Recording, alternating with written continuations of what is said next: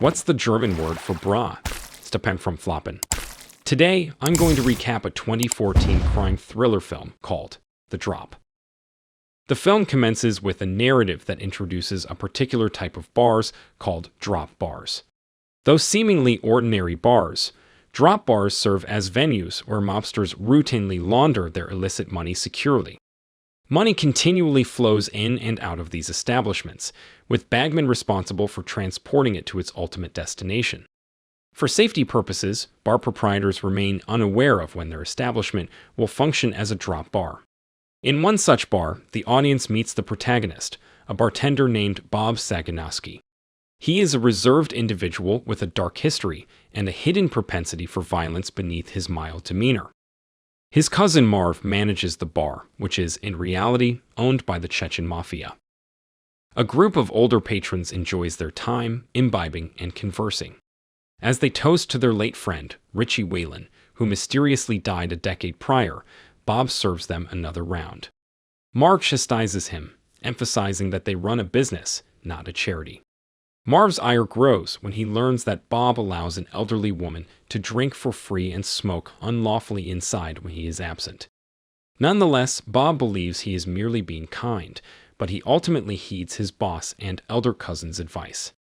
The audience also learns that Bob is a devout Catholic who frequently attends church. One evening on his way home, Bob hears the pitiful whines of a dog coming from a neighbor's garbage can. Upon investigating, he discovers a severely injured pit bull puppy left to die.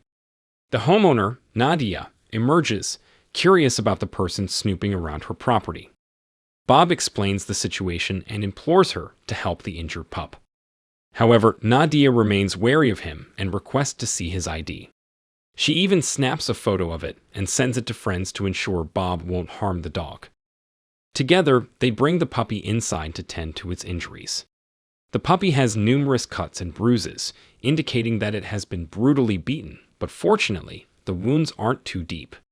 During their conversation, Bob notices bruises on Nadia's neck. It is revealed that Nadia works as a waitress and has experience in animal rescue. They agree that an animal rescue may not be the best place for the dog, particularly since Bob has already taken pity on it. Bob persuades Nadia to care for the dog temporarily until he can reclaim it in 2 days. Nearby at the bar, two brothers converse nervously. They plot to rob Marv's bar. The elder brother exudes confidence, believing that they must prove their ability to handle high-stakes situations like this to their boss. The younger brother, a drug addict, is petrified, knowing that the bar is a drop bar operated by the fearsome Chechen mafia. However, the elder brother ultimately convinces him.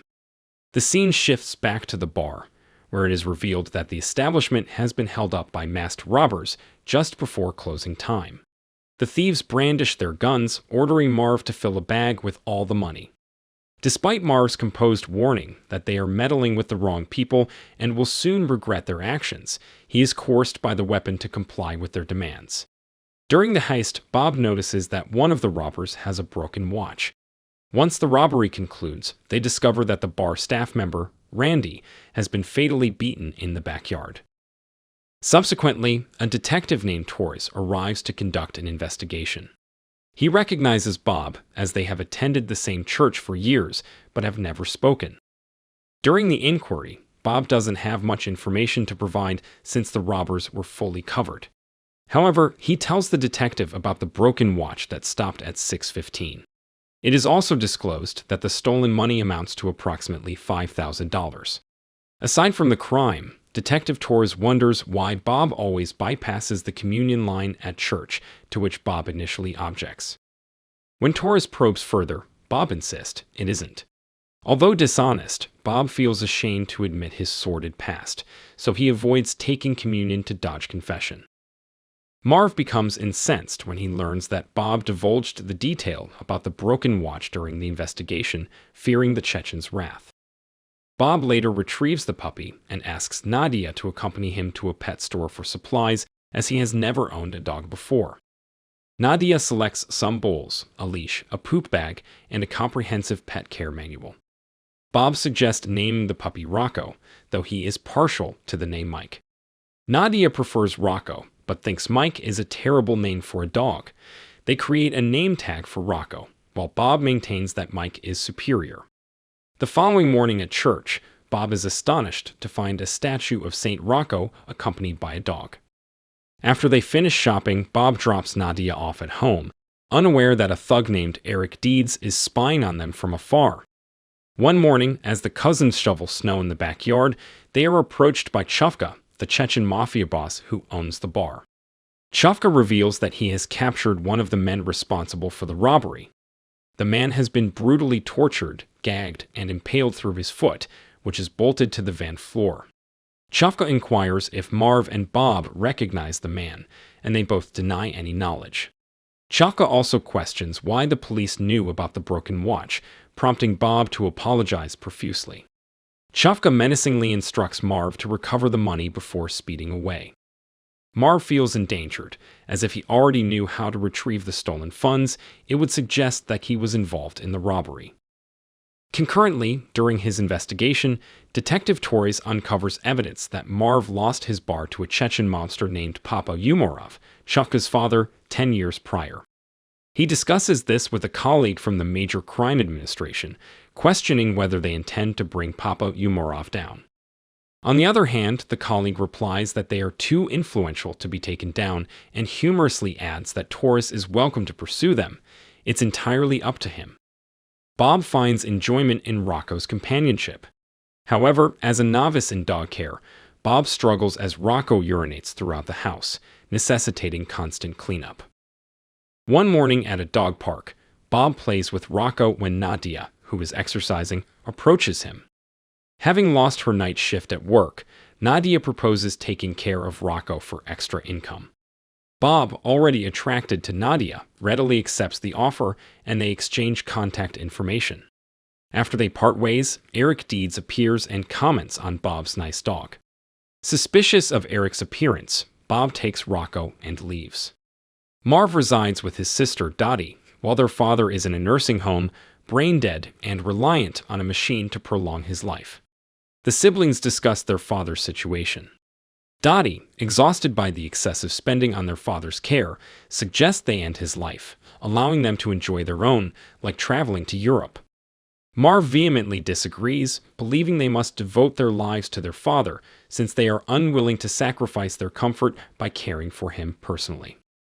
Marv meets with one of the robbers, Fitz, revealing his involvement in the heist. Marv chastises Fitz, not only for his brother's foolishness in wearing a broken watch, but also for the severe beating of Randy, which necessitated calling an ambulance and subsequently involving the police.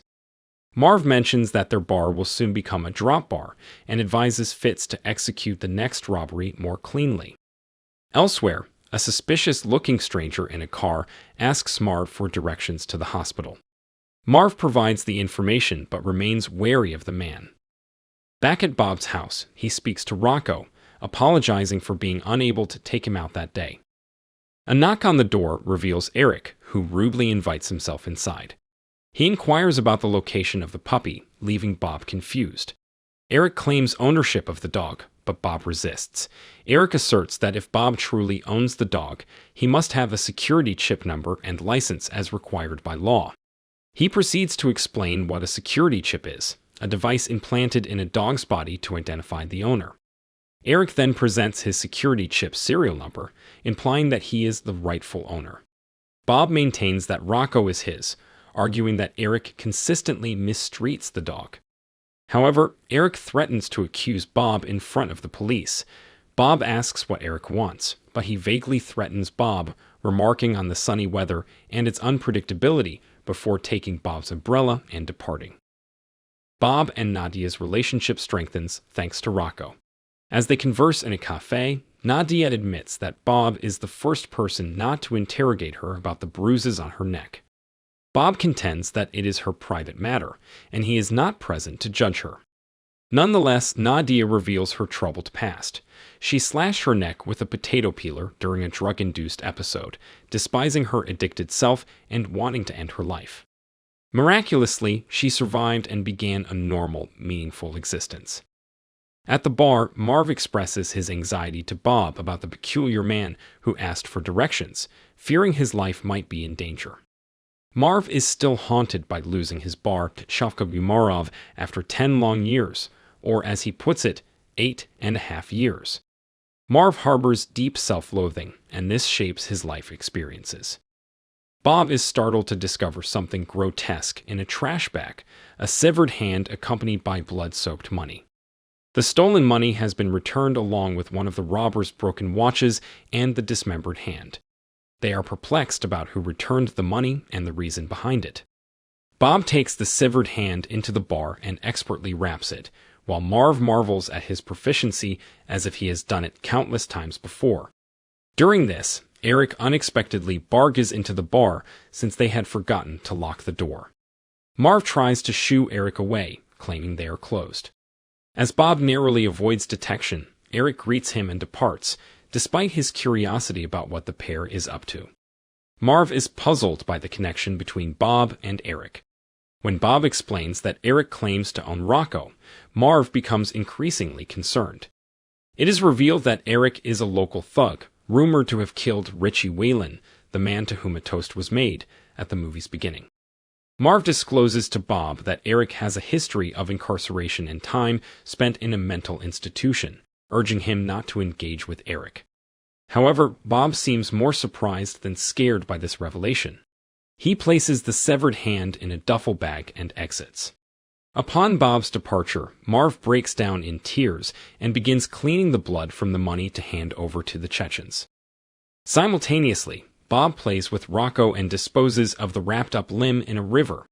Detective Torres approaches Bob, asking if he knows about Eric's deeds, which Bob denies. Later, the Chechens visit the bar to retrieve the stolen money. Chovka also informs them that his bar will serve as the drop bar on the night of the Super Bowl. Eric confronts Bob, inquiring about Nadia and whether she has harmed herself recently. Bob immediately questions Nadia about her connection to Eric. The inquiry frightens Nadia, causing her to flee and leaving Bob puzzled. Meanwhile, Marv encounters Fitz, who requests to enter the car. Fitz is terrified, having lost his brother in a similar situation. He wants to confirm that Marv's trunk isn't lined with plastic and displays his handgun. Marv opens the trunk, revealing it to be empty. Satisfied, Fitz climbs in, and they drive away. Marv proposes the robbery on Super Bowl night, when a significant amount of money will be present at the bar, but Fitz declines the offer, only wanting to stay alive. Marv has Fitz exit the car and shut the trunk. As Fitz complies nervously, Marv runs him over repeatedly, killing him instantly. Marv then abandons the scene, switches cars, and drives away. In the next scene, Bob and Nadia reconcile, and Nadia apologizes for her earlier behavior. She confesses to Bob that she and Eric used to be a couple. At first, Eric was kind, but she eventually realized how terrible he was, leading to their breakup. Nadia also warns Bob that Deeds is the one who murdered Richie Whalen, which Bob is already aware of. Later, Marv meets with Deeds in a diner, informing him that Bob is frightened of him. Eric states that he desires more respect from Bob, or else there will be significant trouble. Marv, however, reassures him, claiming to have a solution that benefits everyone. In reality, Marv plans to involve Fitz in the Super Bowl heist instead of Eric, distracting Eric enough to stop him from bothering Bob. Detective Torres meets with an earlier colleague and receives Eric's psychiatric file, which contains something that captures his interest. At home, Bob calls for Rocco, but receives no response. He discovers Rocco unharmed in his crate, along with his umbrella, indicating that Eric has been there. Bob confronts Eric, asking him to back off and asserting that he will not return Rocco. In response, Eric demands $10,000 for Bob to keep Rocco, but Bob refuses, claiming the sum is unaffordable. Marv informs Bob that he will not be present at the bar during the Super Bowl. Bob is doubtful, believing that Marv is planning something reckless that they won't be able to clean up. Marv, haunted by the days when he was respected, before losing the bar to Chovka, becomes furious. He is paranoid that Bob always gives Marv's old stool to an elderly lady to humiliate him. Bob counters that it's just a stool and holds no significance. Back at the bar, Bob hides $10,000, Rocco, and a pistol in the basement. Meanwhile, Eric breaks into Nadia's home, coercing her to accompany him to Marv's bar. Although initially resistant, Nadia chooses not to provoke the thugs and complies. To Bob's dismay, they arrive at the bar together that night, with Nadia feeling embarrassed. Marv calls Eric, only to discover that he is already at the bar due to the commotion. He cautions Eric not to underestimate the soft-spoken and gentle Bob. Marv lines his trunk with plastic and drives to the bar, parking 2 blocks away to monitor the unfolding plan. Throughout the night, various mobster groups deliver money. Eventually, the bar empties, leaving only Eric and Nadia. Eric reveals his gun to Nadia before stepping outside to smoke. Nadia, in tears, warns Bob that Deeds plans to shoot him. Bob offers Eric money for Rocco, but Eric instead inquires about how much Nadia is worth to Bob and insists on the money being in the safe. Bob refuses and reveals to Eric that he was the one who killed Richie Whalen, not Eric. Bob explains that Marv had a severe gambling problem and Richie was one of many people who owed him money. When Richie won a large sum at the casino and paid Marv back, it wasn't enough to cover Marv's debt, so Bob shot Richie twice in the face to keep anyone from finding out that Marv had been paid back. Bob then shoots Eric twice in the face when he starts to respond. Bob tells Nadia that she is safe and can leave. The Chechens dispose of Eric's body, and Chovka offers Bob the bar, renaming it Bob's Bar.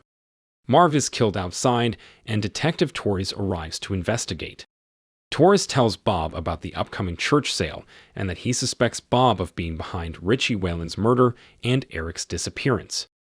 Bob brings Rocco to Nadia's house, apologizes for his past behavior, and explains that he had to kill Eric to prevent future blackmail attempts.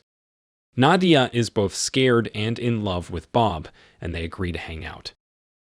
If you enjoyed this video, don't be shy to hit the like button, and if you disliked it, hit the dislike button twice, just to be sure. It would be best if you watched the whole movie. Thank you very much for watching.